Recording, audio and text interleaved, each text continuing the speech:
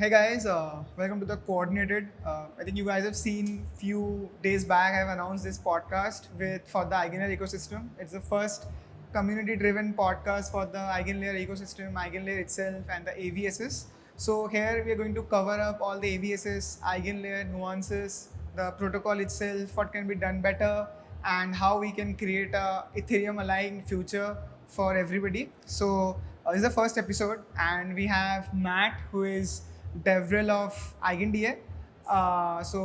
Without wasting much time, I'll tell Matt to introduce himself, like how you came into Web3 and then into EigenDA.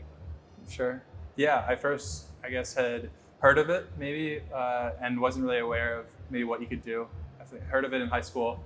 It was just like digital money that you could maybe like spend. I played some like games with it, but it didn't actually like mean anything necessarily to me of like being able to create anything.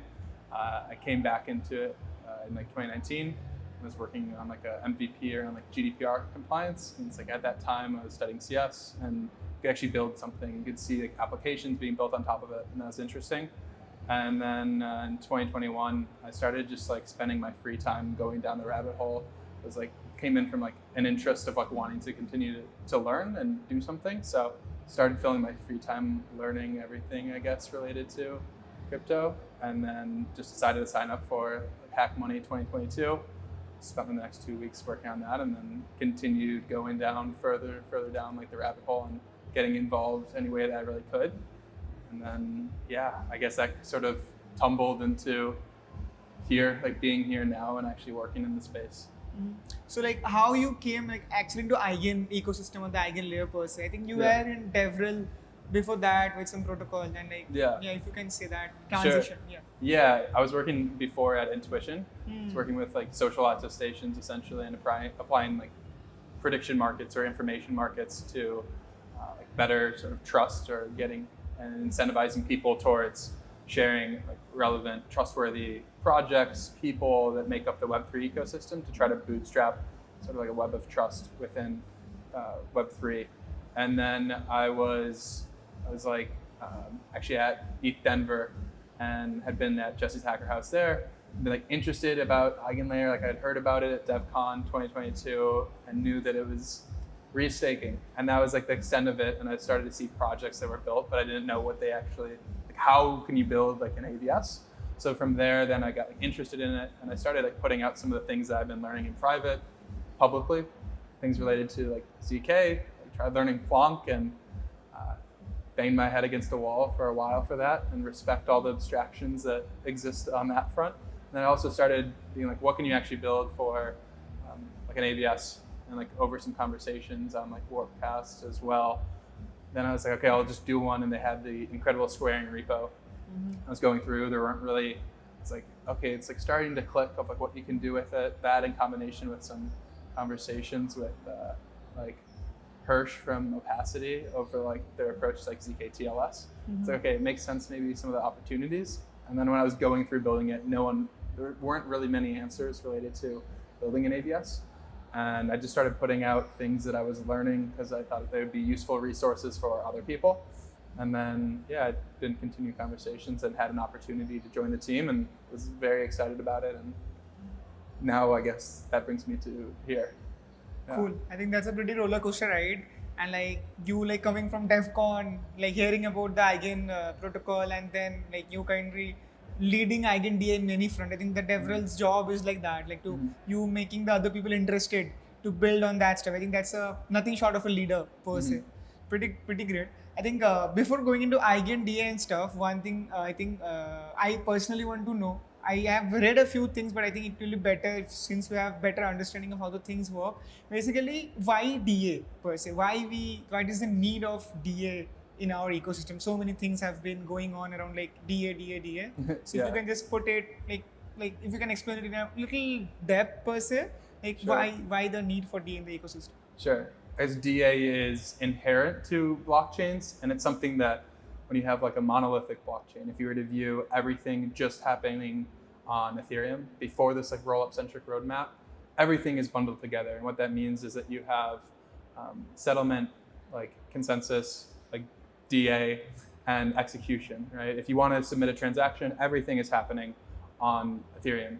But because it has properties that it's like extremely like decentralized, secure, and like censorship resistant, the resources to actually update this shared state is expensive, right? And the transaction's a sort of atomic request to like update state. And what we've moved down is we realize it's really expensive if you have limited resources on Ethereum to execute everything on Ethereum. Instead, what if you could execute things sort of away from Ethereum itself and instead publish a sort of like minimal representation of that data? And that's essentially what rollups do, is it separates consensus, like coming to the ordering essentially that this is the correct state of the blockchain, from execution. So you can run all this execution that's more costly than you could afford on Ethereum. And the reason for DA is that if you're doing these things away sort of from like the visibility maybe of the L1, DA is a property. It just makes it even more abstract, and it refers to the ability to recreate the state of the network. Like less abstract, what that means is that anyone can check that transactions that have been executed and submitted or proposed are correct. Essentially, if I didn't submit the transactions that I said I was going to, or I said that happened, maybe on like the rollup, you could propose changes that were invalid, like you sent me all of the Dogecoin in the world, but you need some way to be able to assure that those transactions were actually correct. And DA refers to the property of being able to like check the state. Essentially, that block by block, you essentially can check to ensure that the transactions were correct. If you can do that at like a transaction basis, that means that you can ensure the state of the network is, if you're continuously doing this. So the reason why DA is in conversation is that as we've separated out execution, we've started to get some more interesting applications, as scaling Ethereum is like an abstract term. But what that means is you can have like lower fees, right? Maybe more reliable experience on the rollup than it can be on Ethereum, because it's a constrained or scarce resource. And now we're seeing the same thing for DA. Like the initial reason why we've come into this conversation around DA is how do you maybe make it more like cost efficient, right? It's one of the key drivers. It's like the fee on a rollup is going to be a part of execution fee, cost to just do work. Another one is like posting this data so that you get the benefits of a public blockchain. And like the cost associated with it is like one initial piece, but we're also seeing increased interest around being able to post more data. And like why like more data?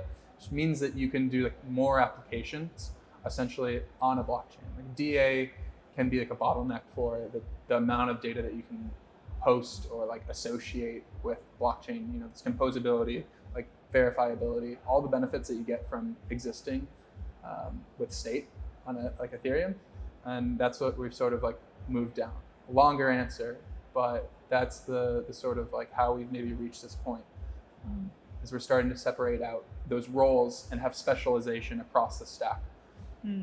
Yeah. So like to summarize it very simply, basically like it was all DA and everything was in a one stack in the monolithic era, where when now we slowly move to the modular era, where this consensus, execution, DA, settlement all are specialized. Now we need a DA which is capable of higher TPS, but while and other benefits, and while inheriting the Ethereum security, so that we can build more consumer-friendly dApps and more scalable dApps which everybody can use. Is what I get correctly? Yeah, like how you say it. Yes. Cool. Yeah. So I think that's sort of the context of like DA and need for DAs and all. I like to now want you to explain about what is like EigenDA, where EigenDA comes in, and then I have a few specific questions to that. I will deep dive in. So yeah, if you can, perfect. Yeah. So yeah, EigenDA is like a DA layer for Ethereum.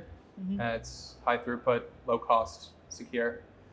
It's specialized for Ethereum, like rollups and L2s essentially.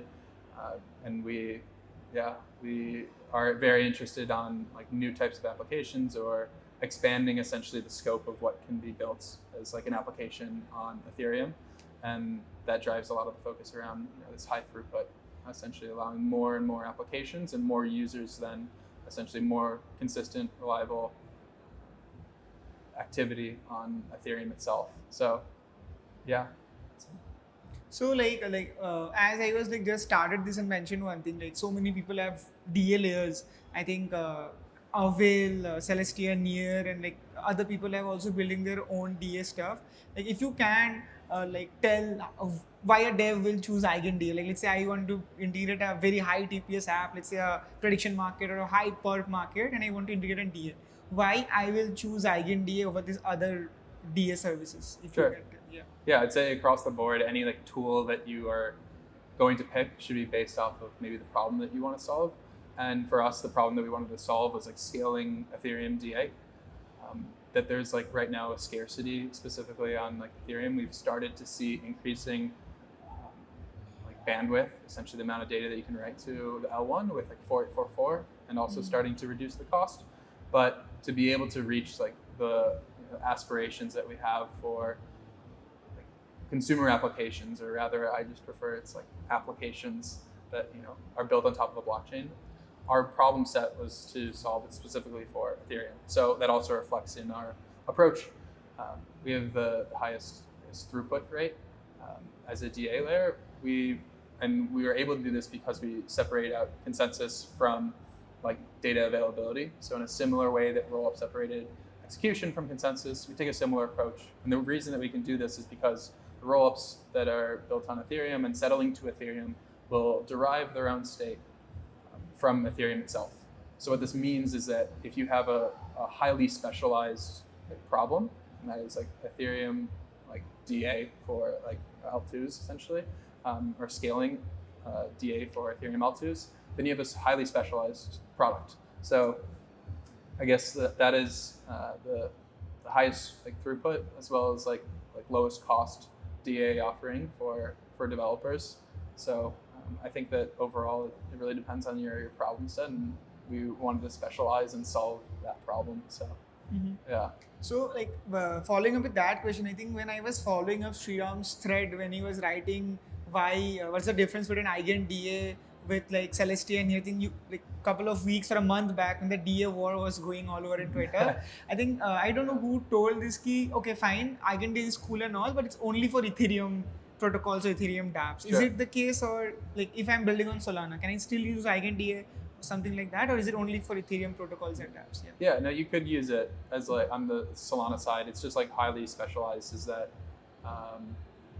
like our lighthouse and initial use cases are focused on solving Ethereum like solutions, right? So if you're building on Solana, if you're referring to, I guess, like these network extensions, like you could, right? But I guess the trust assumptions then are also different. You're working still on like the trust assumptions of like the validating set that's separated out from Solana itself. So I guess it like you still could use it as an option. I guess we're just hyper focused on like Ethereum L2s, right? So it's an option, but yeah. So like down the line, we can like, is it currently possible to use EigenDA even if I'm not an EVM-based product? Yeah. Or yeah, I mean the DA itself, like just to be able to use and post data to DA, like EigenDA, yeah, anyone can do it, right? If you were to write a quick application, you can post data and have it stored in a decentralized, secure, like temporary manner, right? So anyone can post data to it. It just maybe it depends on like the requirements for your system and the trade-offs that you maybe want, right? So not every tool is for every like problem, and yeah, if you're working on Solana and you need somewhere to post data that has the characteristics of EigenDA, that's an option as well. so basically what they mean by using like EigenDA's Ethereum DA, like what you just mentioned, it's like you inheriting the Ethereum security. Is it something like that? What you mean by we are just an hyperscale Ethereum DA? Is it like that, or some specifics are there also? Why I'm telling this is I think I've read it in the docs. It's mentioned ki, I think Sriram also was mentioning ki EigenDA's like is inspired by Ethereum's proto-dank sharding or something like that. So like where this is coming from, ki hey we are an hyperscale Ethereum DA. Yeah. So if you can mention something on that. Yeah, I guess that's like comes into a bit of the approach even with EigenLayer itself, is that with EigenLayer you can now secure arbitrary decentralized networks, right? So stake, right? And now you can restake, essentially being able to secure like these arbitrary like networks. EigenDA is one instance of that, right? So it's sort of inheriting, I guess, in Ethereum security in that regards, right? These assets that are also living within the Ethereum set and also have probably some overlap between the operators of the network as well. The other way that it is like targeted, so I guess to your point, the design, maybe that's one thing didn't get into, like part of the reasons when we talk about like scalability is like a structural design, like architecture problem, right? Is like, how do you make like scalable, insert X, Y, or Z problem or service that you want? And for DA, right now, if you're like posting data essentially to Ethereum itself, it's going to be all the operators or validators of the network are also going to need to download that data. So if you have, n validators and you have the size of the data like C, it's like O of n times C, right? So you're getting this case where you're replicating the data across the operators. So that's how it can be like costly, right? Structurally, that's how it exists. And the design of like this inspiration around like dank sharding, the idea is, how do you get closer to just storing on the order of the size of the data and not the order of the size of the data times the amount of people that need to store it? And how we're able to do that is like a combination of like some cryptographic primitives where essentially we can like expand the data and chunk it up and send small chunks to operators so that no operator is actually required to store the complete data, and then it can be reconstructed afterwards. So it gets this property that we would like where it is closer to storing the size of the data than times the number of people that maybe need to store it, right? So it's costly if you have distributed and decentralized set of like operators. So the way then, I guess leading into the last piece as well that's built for Ethereum like itself is also because like the reason why we can exclude consensus is that these are rollups and L2s that are settling to Ethereum. They will derive their state from Ethereum itself, and like posting just like data itself is like stateless, right?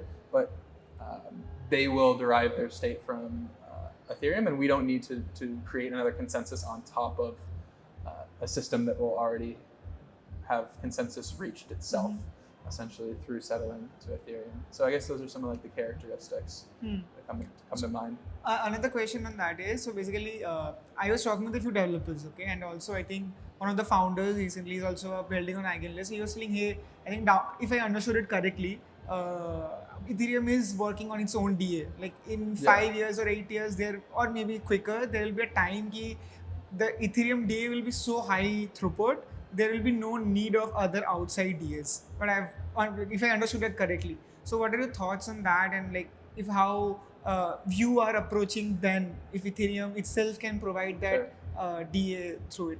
Yeah, no, that's something it's like very exciting. Is like Ethereum is going to continue to scale the like DA, right? So we had 4844, which essentially introduced the ability to have up to 6 blobs per block, 128 kilobytes per blob, and realistically, it's roughly like 3 blobs per block. And if you were to do the math, it comes out to like 32 kilobytes per second of data write throughput.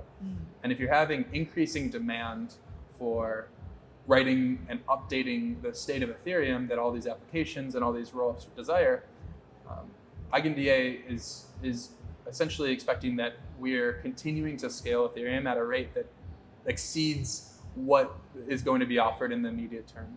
And even with dank sharding itself, which is going to expand the rate of DA roughly to like a couple megabytes per second, EigenDA is focused on scaling like Ethereum today and meeting that demand today, and with like 15 megabytes per second of throughput, right? So there is absolutely going to be continued like scaling of Ethereum DA itself, and we're like excited about that. I think there's also probably going to be some like maybe separation eventually of the types of applications that require execution on an L1, and then inherently they also would be using like Ethereum DA. But the intention is that one, we also expect that like structurally, like EigenDA scales horizontally, which is a property that you'd want to be able to meet increasing accelerating demand, and yeah. Want to be able to scale like Ethereum today, and not like an aspiration in a couple of years as well, is that it can be like complementary to the existing like landscape of Ethereum. So that's really the perspective, is how can we do that and enable new use cases like today and continue to do that. And then also we expect that the demand in the future will exceed what future capacities will exist. So I guess those are a couple of ways that we want to continue to allow and increase what can really be built on Ethereum. So like follow up, like taking one question from here is, so 15 MB per second, right? I think this is what the EigenDA itself has also focused a lot. And I think I was checking that, and I think Gajesh built that EigenDA.wtf. Yeah. And that showed ki, okay, it's in real time. The chain, the EigenDA has 15 Mbps TPS. So like one question, you can say it's my personal question. So like I was checking that, and I was seeing ki, okay, the 15 Mbps is the net capacity of the EigenDA. Yeah. But if we post the data, which is from all the top chains, let's say Ethereum, Solana, Monad, like what are the live chains which are all there, it's not even consuming 50% of the entire TPS capacity. Yeah. So like what is that meaning, if you want to tell that in layman's term? Like what does that signify? Yeah, the intention was one to put with like all chains fit on EigenDA is what does 15 megabytes per second mean? Because like 15 megabytes per second could be, or 15 megabytes sounds like you download like one song and that takes up the capacity. And it was really to put it into scale what you can do. It wasn't like previously essentially available, right? So you're posting chains from like Solana to all essentially like Ethereum, as well as L2s or other like alt L1s, all on EigenDA. And it was a way to try to put it into perspective. And the intention, I guess, maybe this is part of your question, is that we're seeing like new applications and new frameworks or rollups really that are going to exceed and surpass really the capabilities that we have today, right? So there could be from the like high throughput use cases like Omega ETH. If you're trying to do 100,000 transactions per second, that demand doesn't necessarily fit anywhere, right? It only fits on EigenDA. And it's not just in the current state, like what we can maybe see today. The intention is to build so that that is like not a problem. Like DA should not be a bottleneck for new applications, new users as a whole. So it was also maybe a sort of a call to action, right? Is that there's a new set of applications that can be built, and we can't actually even imagine all of them because it's essentially we've worked in such constraints before. DA is really a prerequisite to like building on a blockchain, and want to expand that and make it more accessible for anyone to be able to do that. So I think that just like opens up the doors for like new creative use cases, and I think we'll be starting to see more of those come online. Those are both like related to like rollups and apps that can even exist, like fully on-chain games or fully like on-chain order books that allow for better price discovery. But we'll also see other uses of DA that aren't like rollup related. Those could be from like AVSs or like application developers that only require data to be stored for a temporary amount of time. So I guess, yeah. So like I think we have touched down all the like what are the pros of, let's say, EigenDA network and where the firepower of the entire chain comes in. I have a few questions upon some shortcomings which I think what are the future plans of EigenDA to solve it.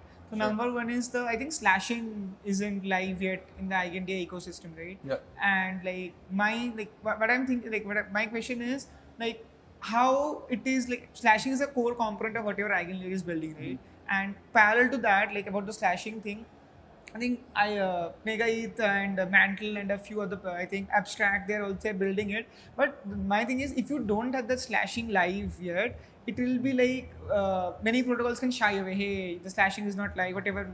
Like the stakes are not at risk. If the operators do any malicious activity, it might not get slashed and all. So like my thing is like, what are your thoughts towards that? Like how slashing not being live yet is affecting the EigenDA adoption? If it is not, like how that EigenDA is figuring out to like partner with more protocols so that EigenDA can be used with more projects. Sure. Yeah, that's a great point. And that's like a key feature essentially of EigenLayer, right, as well. And that's something that now is in DevNet, but you're right, it's not live on mainnet today. So I think that is maybe like some of the teams, I think that's like a reasonable thing to think through, right? Is like when it is mature and like ready. I think we're also seeing that other teams are like already integrating it, like these teams that you've even mentioned. I'm excited for it to be like launched in the new year here, and I think there are other like parts of just our architecture that we're going to continue to improve. Like some of the key like aspects of that are around like this security, decentralization, and like as well as other like product like latency reductions and continued increase on the throughput side. So I think those are like obviously essential parts of like EigenDA itself and features that we like very much take seriously. So we'll be releasing as well like our actual like where we're headed, essentially like our roadmap in 2025 with EigenDA, and a lot of those will be addressed in that. But want to do increasingly a better job of sort of like building in public. There's a lot of different moving pieces within the EigenLayer ecosystem itself. So continuing to build in public is going to be a point of emphasis for us. Is that there's a lot of considerations, and these aren't decisions that are made, one-off. There's a lot of discussion and real, discussions of like how you approach these things and being very intentional about the architecture. So, I suspect that we'll also probably see maybe some like more as like EigenDA becomes like more like feature complete. We're going to see like increased adoption on that front. I think there's like two ways to your question of how we're thinking about new applications or new users of DA. There's going to be is like focusing on those that we're currently working with and executing on what is needed for those problems, as those are going to be solving problems for other teams as well. And from there, expect that we're just starting off on this whole new sort of landscape of like types of like rollups. Whether these are things that are like the high throughput has obviously had a lot of discussion recently, and we're starting to actually see this like specialization happen on the L2 or rollup side, and we're going to continue to see that. We're going to see like increased frameworks that continue to abstract away a lot of the complexities, which will increase demand as well for DA, I expect.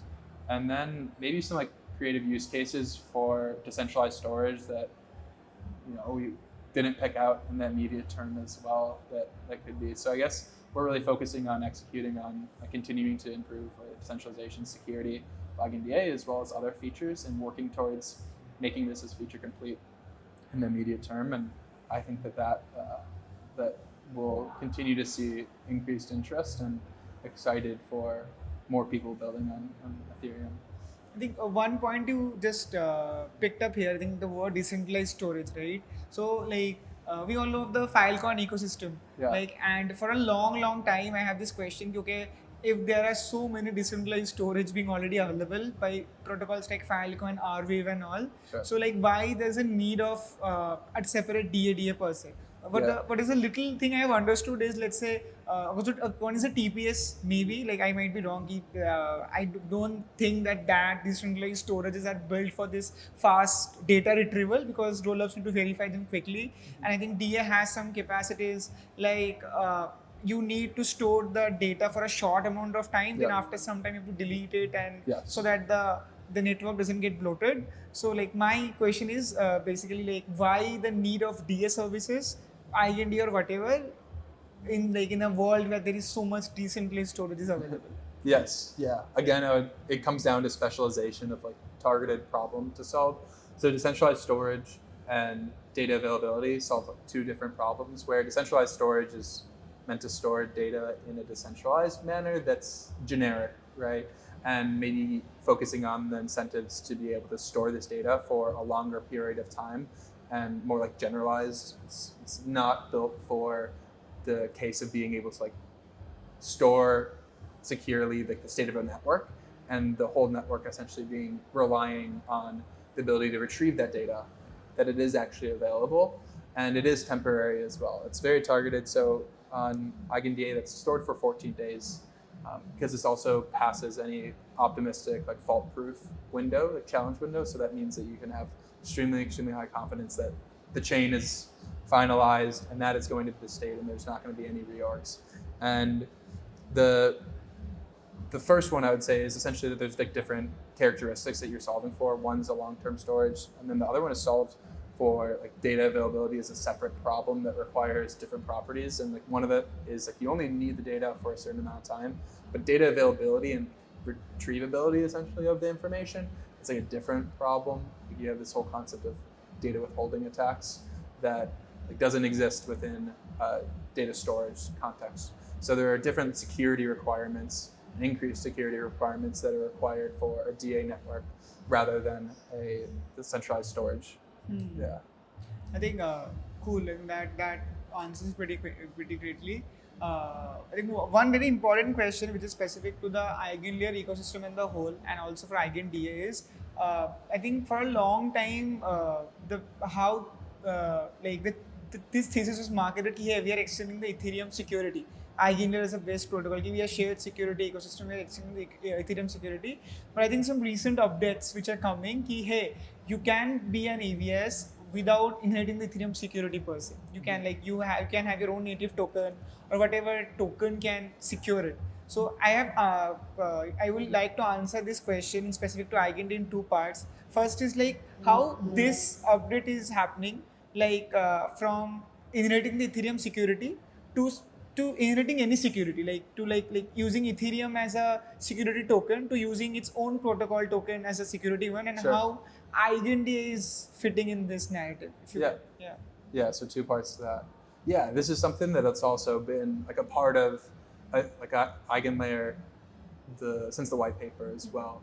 Is that restaking rather, even with like Ethereum has been like a core part of EigenLayer. But we've also expanded into like other assets that you can stake, like you mentioned, right? Any arbitrary ERC20. And there's been this concept, which is previously referred to as like dual quorum or like custom quorum in the past. Essentially that you can complement any existing security that might be derived from like staking or economic security staking through Ethereum to another ERC20. The security of your network is going to be like essentially derived from the value of your token, and like one way to work against that is to have like a 2 token model, essentially that you're staking 2 tokens, and that if you have this sort of like downward death spiral in price where you decrease the price, which means decreases the security, which then further potentially decreases the price by like potential attacks or anything like that, is that you can supplement to security, like the economic security of like your own token, which might be potentially like more volatile than Ethereum and what we've come to expect within the Ethereum ecosystem. So that's something that has been like on the roadmap and continue to execute on. And how that fits into EigenDA is that's with EigenDA, there's the dual quorum between like ETH and Eigen, and what that actually means, I guess, to make it again less abstract, is that AVSs set the requirements to be able to operate the AVS. It means like running the client software, similarly to running like Geth or Reth and having like 32 ETH to be a validator of Ethereum. I'd say it's a similar mental model then to running like a AVS, where you set the delegation requirements and hardware requirements. And for EigenDA, you either have to stake ETH or Eigen or both. And then also for rollups and like for their security, they could also have the option to include paying essentially in their custom token. So that's like one of the options that you essentially can have. You could also, as a related feature, is like reserved bandwidth. Essentially, if you have a requirement for expected amount of like data to use, you can be like reserve a certain % of data throughput for your own chain. So like in this narrative, like is there any chance, let's say in a couple of years or maybe sooner, EigenDA comes with its own token to secure the network? Is there a chance for that? No. Never. Yeah, the use of Eigen itself is as it's like an intersubjective, it's like a work token, right? Like data withholding attacks aren't objectively provable, as there's other ways you could have. So a tough problem to solve is the like data availability problem and data withholding itself. So the Eigen token is used to be able to supplement and actually address like essentially the forking that would be required to fork out bad actors in a more efficient manner, and using token forking as a way to do that. Cool, cool. I think wrapping up, I think just one last thought from you. What is how you are envisioning this space of like the end game of DA? If you can just tell a few things about that. Yeah, the end game of DA. I would more so focus on like the applications or really usage. I think DA is going to continue to scale. We don't have any plan in stopping anytime soon. I expect that we're going to continue to, like EigenDA itself is going to continue to expand. We're going to see ETH continue to expand, and this is really a net positive for the space where we can just have more applications and more touch points for Ethereum across the world. And those touch points are these applications that people are building, and excited for that continued growth is where like DA is not a thought. It should be abstracted away. It's this sort of plumbing that you shouldn't have to work with on a day-to-day basis. It should work, and it should work better and more consistently. So what I'm suspecting some of the ways that might take is DA costs are at a point where it's more predictable. It's a key operational cost for a lot of these rollups, where they'll be able to actually subsidize gas fees potentially for users. Right? You're going to have new use cases, like we've aspired for these on-chain games, but they've been relatively constrained in the amount of data they can actually produce. And I expect that like this combination of like user experience, more increased reliability, as well as more use cases is going to really see like an expansion of what you can do, and it's going to be abstracted away that like with the complexity of what's going under the hood, and that's really a future that I'm excited for. Cool. Yeah. I think thanks for giving such a detailed answer about the DA, EigenDA, and the entire Ethereum landscape. I think I'll thanks for doing this. Yeah, thanks for having me. I appreciate you doing this. It's great questions. Thanks.